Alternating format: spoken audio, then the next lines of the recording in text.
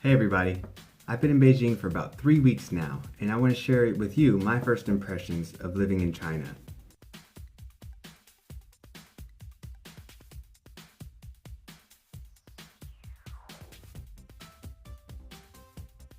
First, most important of course, the food. So far, I haven't had anything that I haven't liked. I've tried Kung Pao chicken, Peking duck, which is delicious. I've tried noodles, fried rice, so many different things. I've even tried chicken feet and a few other delicacies that are more local, and everything has been delicious so far. I've liked it all. Maybe I don't have high standards. Spicy food, they love spicy food here, and I like spicy food, so that's perfect. There's so many more delicacies that I plan on trying soon.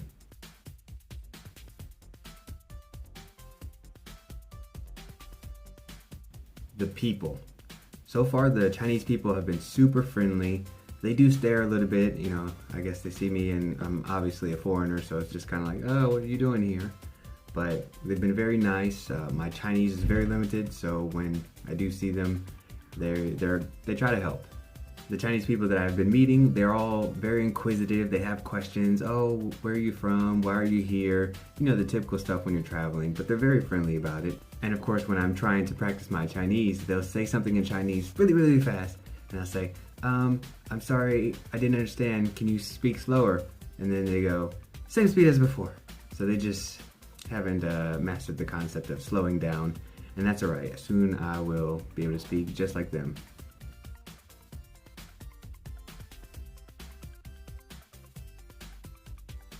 The language.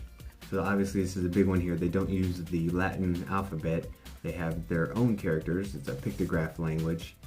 And some Westerner came here and invented a language called Pinyin, which is their words using our alphabet. So that's the bridge between our worlds, and that's a way for Westerners to learn how to pronounce words and say them until they can learn what the actual characters are. Obviously this is super helpful, but not everything in China is in Pinyin. So if you don't read characters, it can be tough. So I get to practice more speaking and listening than reading and writing.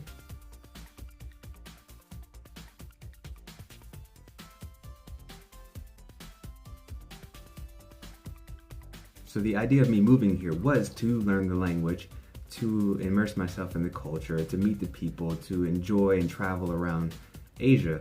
So to get here, I got a job as a teacher, an English teacher.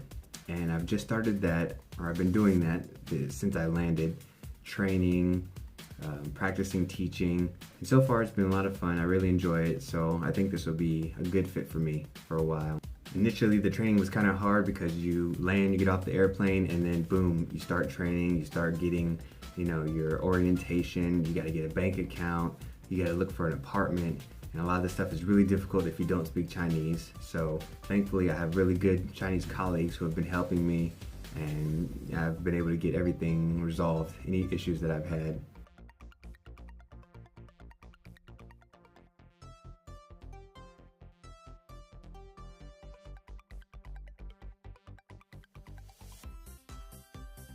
So what's interesting is I've been in China for about 3 weeks, but after 10 days I get a text message from a buddy saying, hey, I'm visiting Beijing, we should hook up. 10 days and I already have somebody here visiting me.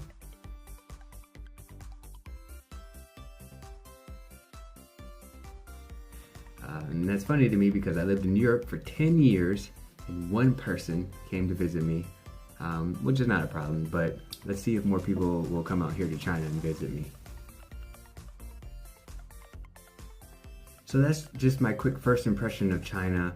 My goal is to do one video a week on just different things that I'm observing, similar to the way I was writing my blog, but now in video format. Feel free to leave comments below.